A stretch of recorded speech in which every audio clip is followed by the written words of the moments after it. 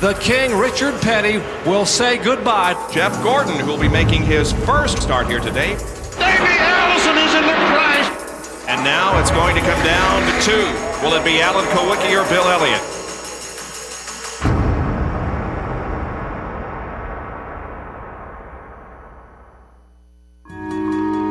Today, at this racetrack, an entire chapter of NASCAR history will be written.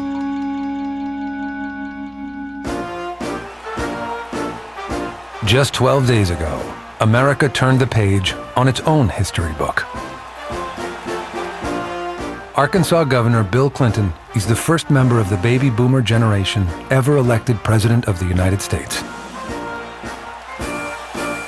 The time of Ronald Reagan and Richard Petty is coming to an end. NASCAR will soon have a whole new generation of young drivers, led by rookie sensation Jeff Gordon.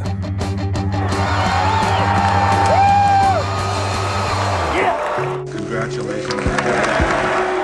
In November of 1992, the country decides its new leader, and NASCAR determines its champion. It will all happen here at Atlanta Motor Speedway. And to see so many things come together at Atlanta Motor Speedway on one day. There was 4 or 5 different storylines to that particular race that year at Atlanta. It is the final race in the 35-year career of a NASCAR legend. That was the end of that particular segment of my life. And it's the first Cup race of a young hot shoe from Indiana. Right time, Rick Hendrick calls, and I knew that's where I wanted to be right away. I haven't seen that kind of talent in a young driver before. We're not only going to go and sit on the pole in our first race, we're just going to blister the track record. It's going to be so fast, it's going to be ridiculous. It is also the culmination of one of the closest championship battles that NASCAR will ever see. It was all about personalities. How different was Bill Elliott from Alan Kulwicki, from Davey Allison? And I really feel like we have the best team in Winston Cup racing right now. This is our time to go, overcome something. I've never been through anything like it in my life. Davey Allison's season has come to an end. Every pit stop, we'd have to push him out of the stall to help him get going. So all these things that happened for a reason. For some reason, they didn't keep us from winning. There's the checkered flag for Allen. He's the champion for 92. That race ate my guts for a long time. Winning the race was one thing, but we lost the championship. But it was meant to be. It was his time to win that championship. It was a change in times, which it should change. It's not for eternity, Randleman, North Carolina, the headquarters of Petty Enterprises. By 1992, the best days of the organization are long past, and Richard Petty wants to end his driving career gracefully. The fan appreciation tour had come up, the year before. It will be my last year next year, and it will be known as a fan appreciation tour. My year was spent really going around and saying, thank you, thank you, thank you. Hey, buddy. That's Richard Petty. This is Matthew. Give me 5. Daddy's big thing is fans. It's all about the fan. So some people said, well, you're just doing this to make money and all that. But, Daddy really wanted to reach out and to give something back to the fans. And I think that all the opportunities that he gave the fans to come up and personally touch him or sign an autograph, just to say thank you. I'd never seen that many crowds around someone in my life. I still today, when I see a crowd coming, I usually figure it's Richard, heading our way. That was a hard year for him personally. All he wanted to do was drive a race car. The only peace he had during that year was when he was sitting behind the wheel on a Sunday afternoon. The rest of the time, there were concerts with Alabama, there were autograph sessions. Everywhere he went, it was a big deal for that city.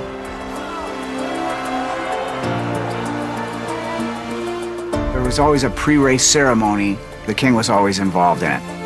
We had everybody from the star drivers to the President of the United States, giving them something. Richard, I'm proud to be at your side. He always told me, he said, you need a 27-year-old Richard Petty. I think he knew where he was at.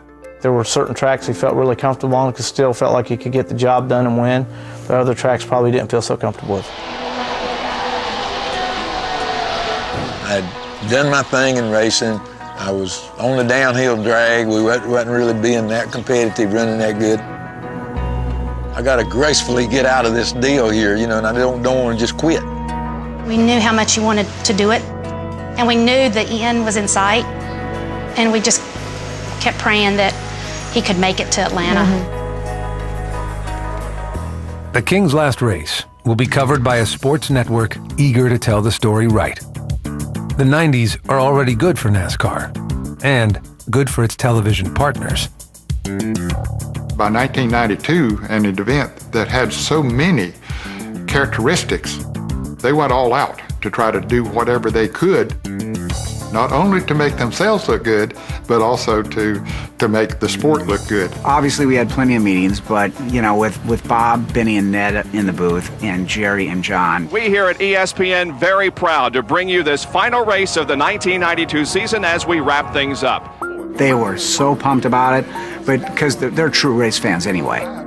Benny Parsons and I think we were in hog heaven that day. All out, and man, that's exciting. Have 6 drivers that are in the championship hunt in the last race of the season, and Richard Petty retiring at the same time. Ken Martin was in the booth, and he and still is a stats guru and a historian. He already had the scenarios figured out on what would happen if this happened, what would happen if that happened. I had built a computer spreadsheet with each driver's points coming into the race, and then what their points would be for each position as they run.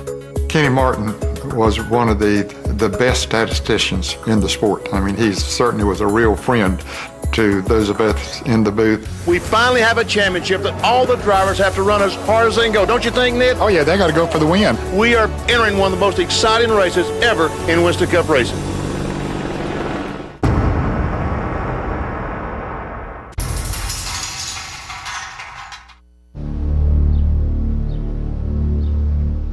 Before the 1992 Hooters 500, the Contenders test their cars at the rainy Atlanta racetrack.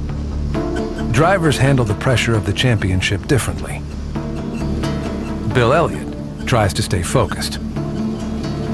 Regardless of what I feel right here, I mean, you can just leave that alone. I mean, right here, we're supposed to be here today testing, and that's what we're here for. We ain't here to do interviews and all this other stuff. You go into that atmosphere, and you've got one of the favorite sons that Georgia has ever had in Bill Elliott.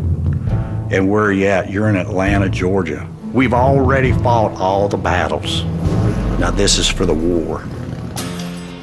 Davey Allison is grateful for what he has achieved and resigned to his racing fate. We're very fortunate to be in the position that we're in right now with everything that's happened. We're enjoying life. We've learned a lot this year, both as a team and personally, and no matter what happens, we can walk out of 1992 holding our heads up high and knowing that we overcame a lot of obstacles and a lot of adversity. Alan Kulwicki enjoys the role that he has played for the entire season. The underdog. You know, it's just a little bit out of our control. I think we have a good chance. A lot of things can happen. But we've got to beat Davey by more than 1 or 2 positions. We've got to beat him by 5 or 6. There were 3 real players going into that race. But mathematically, there were 6 players. You've got to add Kyle Petty, Harry Gant, Mark Martin. 6 teams, 6 drivers going into Atlanta that could mathematically walk away with the championship. If you talk to any of us, we felt like that those 3 guys had to crash on the first lap. And if they crashed on the first lap, then it was Katie Bar to the door. In the years leading up to this race, superstars had left the sport. Bobby Allison, Benny Parsons, Buddy Baker, Cale Yarborough, obviously Richard Petty retiring. The sport needed new heroes to step up. One new hero came to NASCAR from the most unlikely of places, the short tracks of Wisconsin. When he finally decided that he was going to NASCAR, he just sold everything that he had up here, and he packed up his truck, and he was always a person who had goals. And so his goal was to not only compete in NASCAR, but really to end up winning a championship. I was swimming for my life when I moved down here. I wasn't thinking about the championship. I just wanted to compete on the NASCAR circuit. I wanted to get a ride. I wanted to be one of the drivers on the circuit. There weren't any rides for me. There weren't any opportunities. So I went about trying to create one for myself by owning my own team. Trying to win a championship as an owner-driver makes Kulwicki a throwback to the early days. But he also brings a new approach to NASCAR. You know, Alan was probably the one guy that started bringing the engineering side into NASCAR. That was his goal, was to make sure that NASCAR went that direction. I tell guys today, he set race cars up with 4 grain scales on a 4-foot level in a tape measure. Grain scales. You can't even go to a grain place now and find a grain scales. And him being an engineer, man, he was driven. He was a control freak. He would ride you until you wanted to just quit. And you'd get mad because we can't do any better, but you say to yourself, oh yeah, watch this. Well, I'm going to prove it to him. And that was his way of getting more out of you. And I always call us a bunch of misfit toys, because that's what we were. We were just a bunch of misfits. And we beat them powerhouses. But it is Alan Kulwicki winning the inaugural Checker 500. To celebrate his first win in Cup, Kulwicki tips his hat to his heritage and circles the track backwards. His first Polish victory lap. That victory lap there is something I had thought about for a long time, and I wanted to do something special and never be another first win, and I just wanted to give them something to remember me by. Ford Motor Company wanted Alan to come to the Budweiser race team. I walked Alan through our race shop and spent about a half a day with him. And he said, "Brewer, you have no idea how much I would love to come here and drive the car and race." But he said, "Brewer, I have to do it myself." At this very moment. Today, in Atlanta, Alan Kulwicki is in position to fulfill his lifelong dream. But other drivers have the same dream, and only one will win the championship. Davey, you are in the lead heading in here to the last race. How you holding up, buddy? I'll tell you, John, right now I'm just incredibly nervous. I don't think I've ever been this nervous in my life. Not only a championship at stake here today, but perhaps as important, it's the final race for a guy who started his career back in 1958 and has become the king of stock car racing. It's Richard Petty's final ride. Petty, start your engine. 10-4, buddy.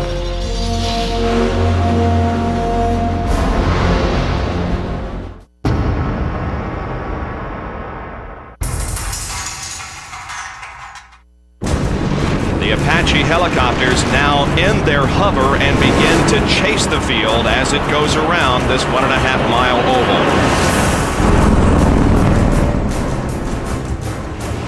The crowd rises to its feet, salutes the field as it comes down. The green flag waves and the Hooters 500 is underway.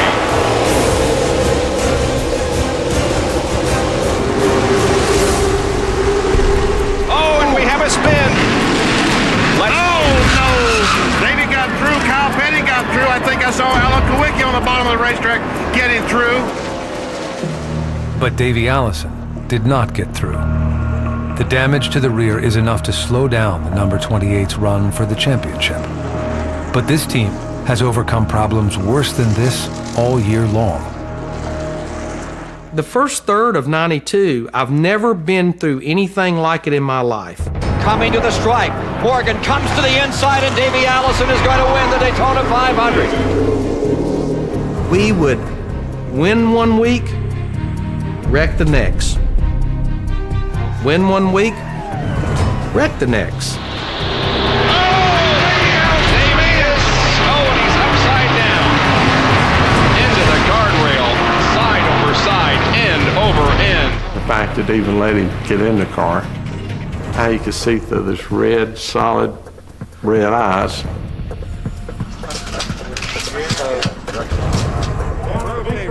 He won North Wilkesboro with a bunch of broke ribs where he had wrecked the week before at Bristol.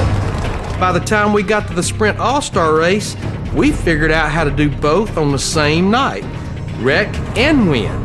Here comes Davey Allison to the bottom. It'll be the finish everybody was waiting for. They crash past the finish line. And Davey Allison is in a shower of sparks. He won the race, but he sure paid the price for it. The physical injuries he suffers are bad enough. But Davey Allison has to deal with a much more serious pain, the death of his younger brother, Clifford. After Clifford's accident in Michigan, it made me sit down again and say, okay, what is important to us? I want to spend a good life with my wife. I want to watch my kids grow up. That came to the top of the list right then.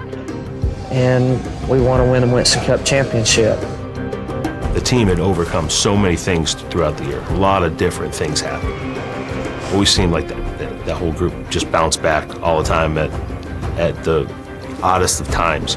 Raymond Fox and Joey Knuckles and Eric Horn. We were all together. That camaraderie allows them to keep up with the 11 team of Junior Johnson and new driver Bill Elliott. Junior really wanted Bill. Budweiser wanted him. Junior Johnson, he got it done. He got Bill. We're just tickled to death to have Bill aboard on our team, and I think he's going to do us a great job. I think it's going to be the tool that makes our team a top-notch team and a champion next year. There's where the best equipment at that time probably was. It would be like driving for Jack Roush now or driving for Rick Hendrick now. We were rolling along pretty good till we got to Charlotte and broke the rear track bar mount completely off the car. That started a snowball. We go to Phoenix, water temperature went way up, and we stopped probably 10 times during the race, putting oil in it, putting water in it. It was a total disaster. Their disasters give the number 7 car hope. But a wreck late in the season makes Alan Kulwicki want to abandon his dream of a championship.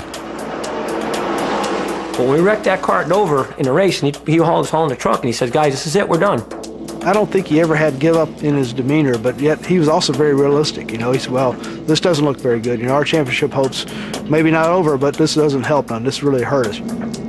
The team took a huge turn then. The opposite way, went the complete opposite, and everybody was absolutely not. There's no way. We can come back from this. We can win this championship. We're not going to give up. We're going to keep digging it.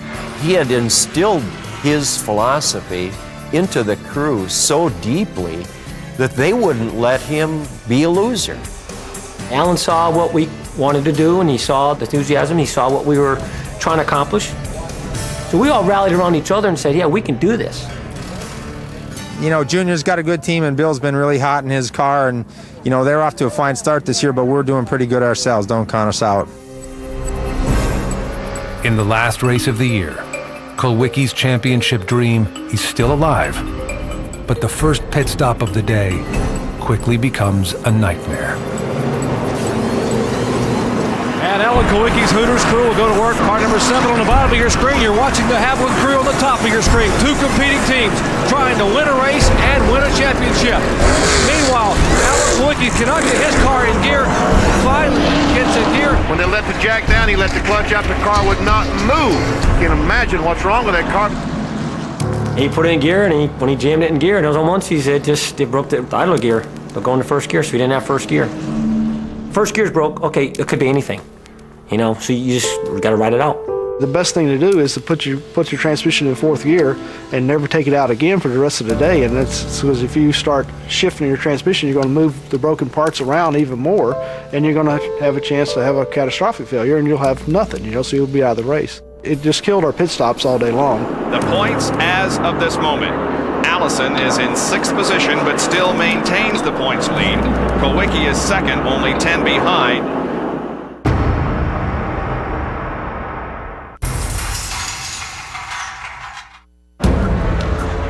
Thousands of fans are here to see Richard Petty's last laps in NASCAR. They don't know it yet, but they are also witnessing the first laps of another brilliant career. We had an amazing year in 1992 in the what was in the Busch Grand National Series, now Nationwide, but driving the Baby Ruth Ford for Bill Davis. Jeff still looking for that elusive first victory. Could it come here today? I sure hope so. Things are really going good for us this weekend, and the pole was just one step, but we got another step to conquer, and that's winning this sucker. But I tell you, as well as it's going, I think we can do it. And Rick was there, and he saw that and mentioned to somebody that worked for him, hey, how do we get a hold of this kid?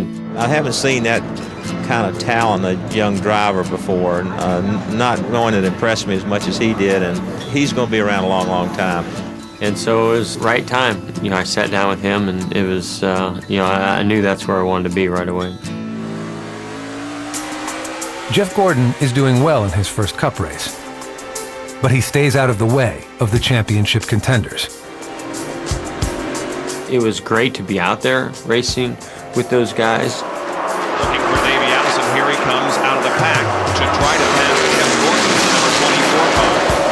I didn't want to screw their day up, I mean, they were battling for a championship, so I didn't want to interfere with that. So that was definitely a message that was clear to me, go out, have a great race, but let's not interfere with that.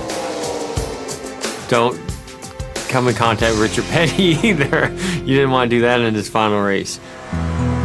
Richard Petty isn't fast enough to win his final race. All he wants is to finish. Let's go out, finish the race, and we'll put that thing in the truck and take it home, and the party will be over.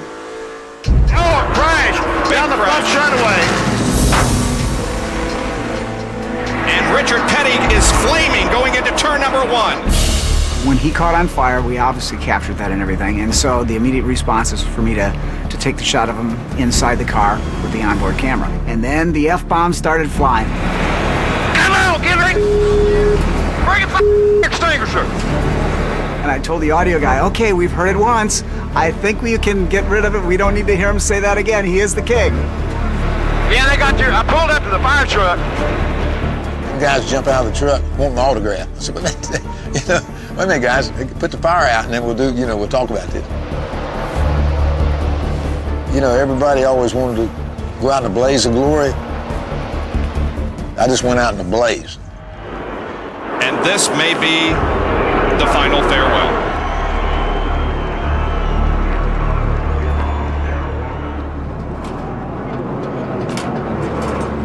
We went back to the garage area, to see him, and we were all crying. Because we wanted him to finish. We wanted him to get the checkered flag. I mean, it was all knocked all the front end off, the coolers, radiators, no fenders. Car was really tore up. I was, hurt a little bit that we didn't run better, that I thought the effort that we had put into it, we said, hey, we're going to make that last lap. And so they got to working on the car. And they didn't want me to run the last race and not finish, okay? We may be a little premature in telling you that Richard Petty is out of the race because they're working on the car. Hopefully he'll be on the track when the checkered flag drops. The rookie soon follows the example of the veteran. Jeff and I at that time ran the Busch Grand National car extremely loose. But it has, 200 horsepower less than the Cup car. Needless to say, we missed the setup pretty bad, obviously. I was just pushing the car, as hard as I could, and pushed it too hard and jumped in the gas a little bit too much in the middle 1 and 2, and around it went. I remember that part very vividly. Jeff Gordon will wait for 1993 to make better NASCAR memories. Today belongs to 3 competitors striving to clinch a championship.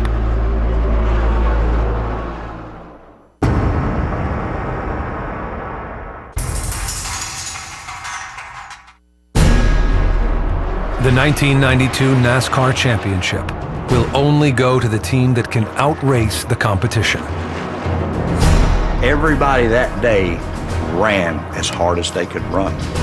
Everybody. Because that was the only way you were going to beat those guys. You had to outrun them. There wasn't no holding back that day. Nah, you had to beat them. If Kulwicki could get in front, lead a lap and go on and lead the most lap, put a lot of pressure on Davey Allison. Kulwicki leads that lap, but again, he's already picked up the 5 bonus points. And this is neat, gentlemen, seeing these two battle for the lead. Alan knew that during the race he had to fight Bill as hard as he could every single lap. I think Bill and Alan swapped the lead half the race, it seems like. I don't know what the actual statistics are, but it seems to me like it was every lap, they were fighting for the lead. Every lap that was led, we were keeping a tally. Alan led this lap, Bill led this lap, Alan led this lap. It's out of your hands. It's up to Alan, it's up to the racing guys. It's like, and Alan could drive. Alan was a good driver. Bill Elliott's a good driver. So you just like, it's good racing. And that's what you wanted to see. Here's Kulwicki trying to get by Elliott. But you're sitting there going, just don't wreck. Uh-oh, but spoke too soon. Look at Bill. He's coming back on the outside, but no. Kulwicki is going to lead this lap by a half a car length. Here comes Bill back. Takes the lead back. That's the way to race for a championship. That's the way to go for a championship. While Elliott and Kulwicki battle for the lead, Davey Allison is just trying to work his way back through the pack.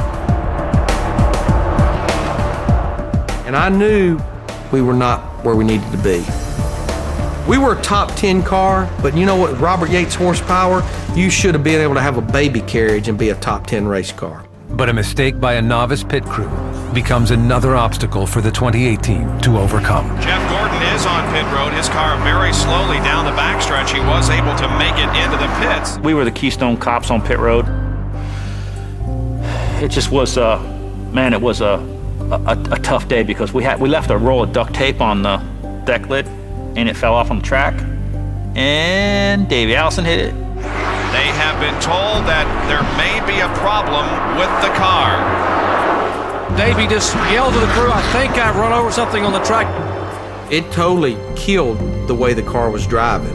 We knew it was early enough in the race that we're going to have to bite the bullet. We've got the people. We've got good people.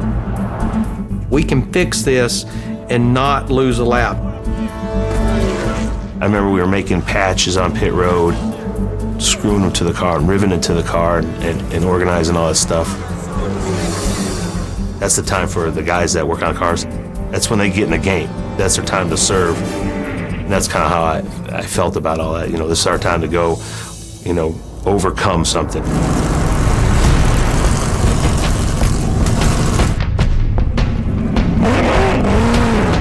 And lo and behold, our guys stepped up to the plate and did it. We have to make multiple pit stops to fix that. We finally had overcome all that. We were running exactly where we needed to run. He was running in 5th position. That's the position that Davey needed to be in order to win the championship. And we were trying to find us a hole to run in, and then, of course, it got closed up. That site is the site I still see almost 20 years later. Oh, look out! Davey Allison is in the crash. Oh, Ernie Irvin, and it's all over for Davey Allison. No, it's not over yet. I don't think he hit him that hard, maybe. Got a lot of damage to the right side of the car. Ernie Irvin spinning, coming off of corner number 4. Davey has got his car moving. Yeah, he's trying to pull away. But he can't steer it. But it won't turn. It won't turn. The right front will not work. Yep, it's over. Championship hopes are over. That was it. The championship was gone, and we knew it. Davey Allison's long, tough, emotional season has come to an end. With everything that Davey had been through, our team had been through, we wanted to finish the 1992 season on the racetrack. And off they took running up pit road to try to wait for the car to be pulled in. So believe me, there is no quit here in this Havoline team. We didn't quit. That was a sense of pride for Davey Allison. That's just how we were. Everybody. Davey Allison goes back out onto the racetrack. I I think the only sheet metal on it was the roof and a couple of doors and maybe one of the quarter panels. And I said, you know what? That makes a classic statement about the 1992 season in Davey Allison. We never gave up, but we wasn't in victory lane or holding that championship trophy like truly we should have been either.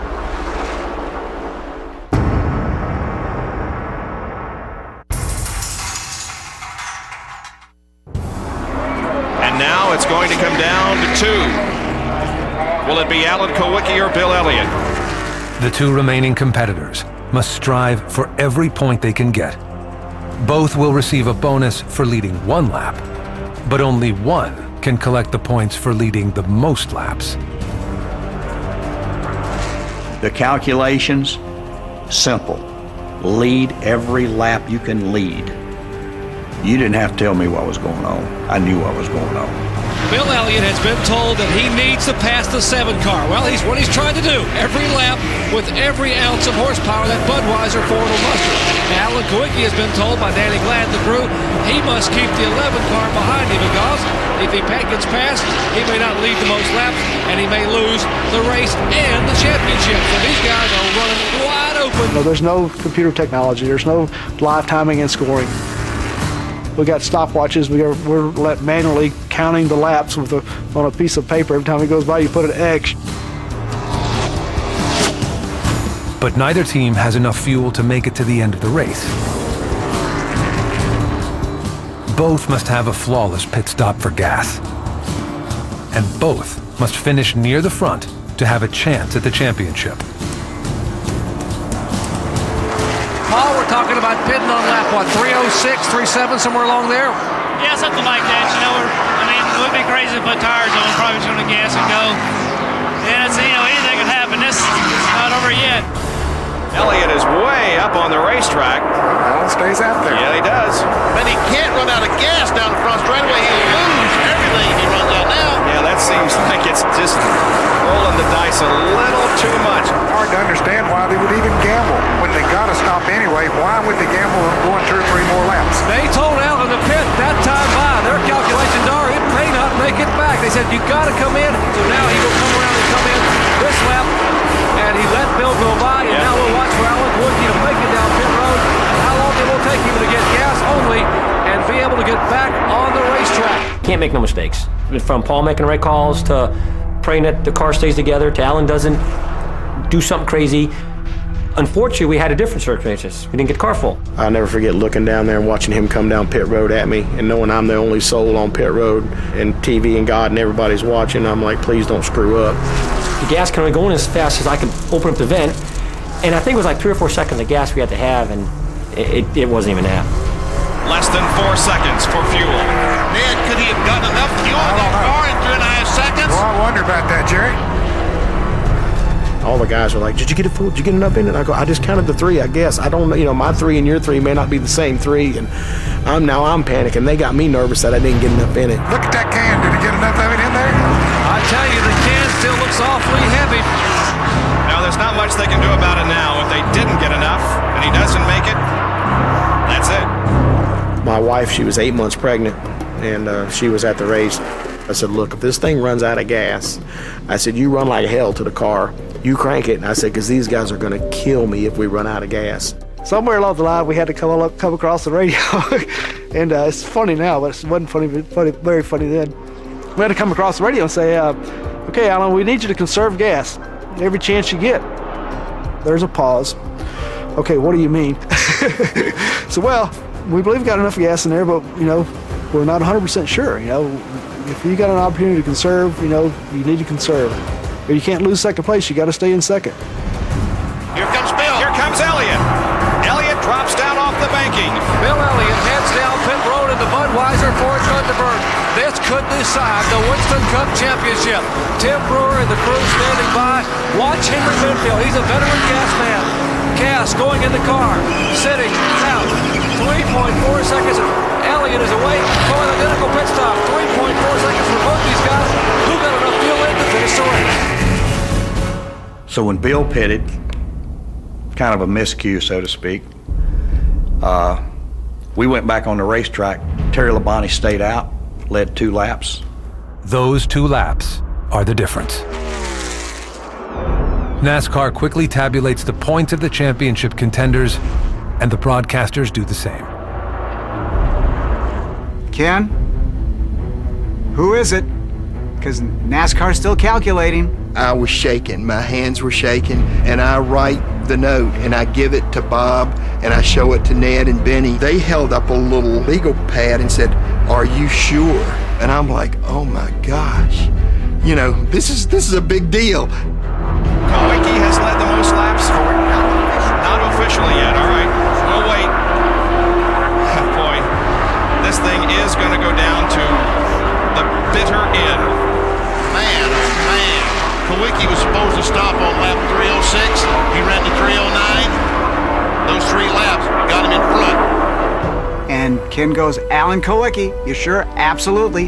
And then we put it on the air. We are not following the leader of the race. We are focused in on Alan Kulwicki, who is going to win the 1992 NASCAR Winston Cup. Bob was comfortable with those numbers, and Bob was able to make, you know, one of the great calls in NASCAR history. Bill Elliott comes off the 4th corner. He wins the Hooters 500. But Alan Kulwicki is coming off of corner number 4, knowing that he's winning the championship. There's the checkered flag for Alan. He's the champion for 92. The crew celebrating their Winston Cup victory in 1992. That day is notched in my memory forever, and other than my kid being born, that's probably the greatest day of my life. We were the underdogs, you know, we were the underbirds, and we did it. You know, we went out and beat these guys with multi-million-dollar sponsorships. You know, here's this group of guys, and we go out there and win this championship. It's, you know, it'll never be done like that again. That was pretty amazing. It really was. We're all, like I said, once a misfits here, we did it, so it was cool. It was cool. And Richard Petty is taking one final lap around this racetrack as the fans salute him, and his career comes to an end. Here comes Kulwicki down the front straightaway. He and Richard will probably collide because I'm sure Kulwicki's going to do something spectacular. Let's see. Remember his first win at Phoenix? He took what he called, and these are his words, a Polish victory lap. Yep. And guess what? He's going to do it again.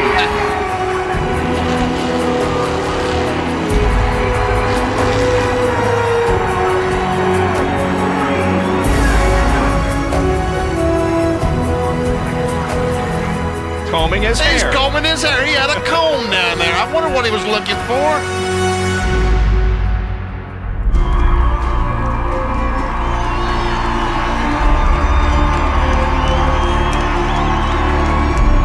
As Alan Kulwicki celebrates, Victory Lane hosts one of the most disappointed race winners that NASCAR has ever seen.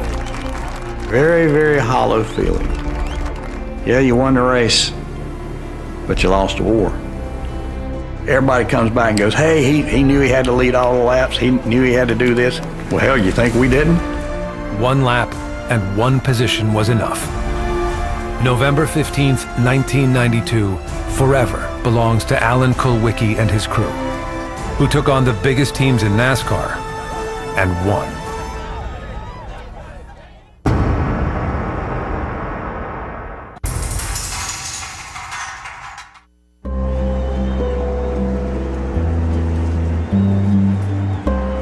It was the day that the king took off his crown. For the final time, the king, Richard Petty, will say goodbye, and there aren't many dry eyes down here. We went up in the truck. There was Sharon and Lisa and Rebecca and Linda, and they was all crying, and I got to crying because it was the last race. I feel so glad for him that he was able to do it the way he wanted to do it, even though I know inside, I know he was, a part of him died that day, I'm sure.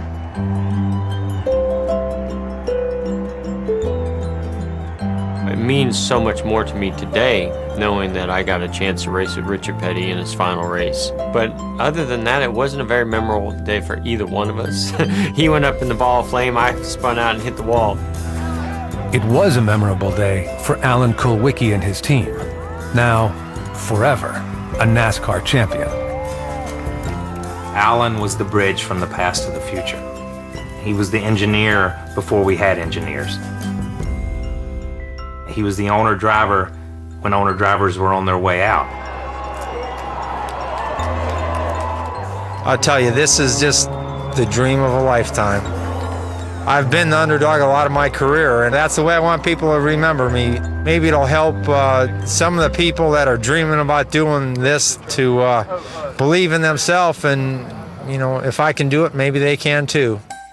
The driver responses after that race were so pure. It's been a long year, and, you know, regardless of what happens, it's been one of those type seasons, and a lot of things has happened, and I mean, I'm just glad it's over with. You know, I've run that race 1,000 times in my mind. To go out, winning the race. The thing I remember most about it, when we didn't win that championship, I mean, it was like the world stopped. The world kept turning for the number 11 team, but their best chance at a championship was gone. They won only one more race together before Junior Johnson retired a few years later. Thanks for everything. Are you glad this is over, the year's over? I'm not glad it ended this way, but I am kind of glad that it's come to an end now and we can go get some things sorted out and get ready for next year. It's just almost cruel. Nah, it just wasn't meant to be. Davey Allison kept smiling, but the rest of his team was devastated by the disappointing end of the day. We didn't have anything left. We barely made it to the car. I mean, just walking up the little bank there, it's like, whew. I look back at my 18 years as a crew chief and go, that was the year that the championship just got away. Ifs and buts, you know, if that didn't happen, if this didn't happen, a cut tire, a little damage, you know, all these little things. Maybe one of those things didn't happen, our whole day is different. We're celebrating.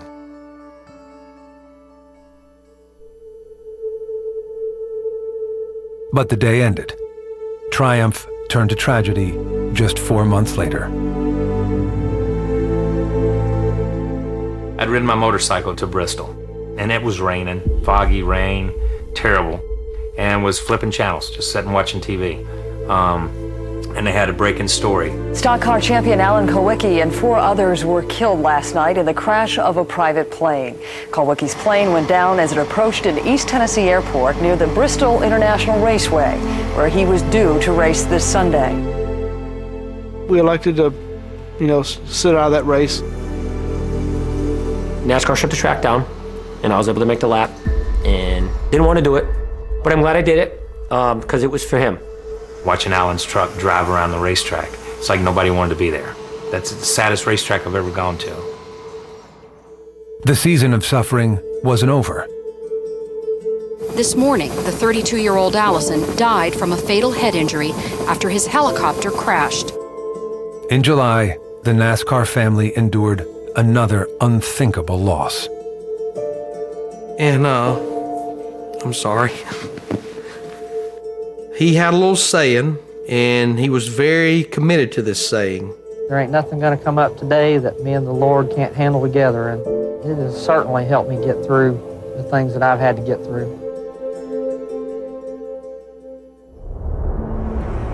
You look at just that year, and especially that last race. Richard Petty ends his career. Jeff Gordon starts his career. Alan Kulwicki, the last owner-driver to win a championship, beats the king of the hill, Bill Elliott. And in the next 3 or 4 years, the total face of the sport changed and became Jeff Gordon, and it became Rick Hendrick, and it became the Jack Roush's. That was almost the final chapter in what racing had been. I would say that race did have as much to do with the changing of the guard and identifying the sport as any other race.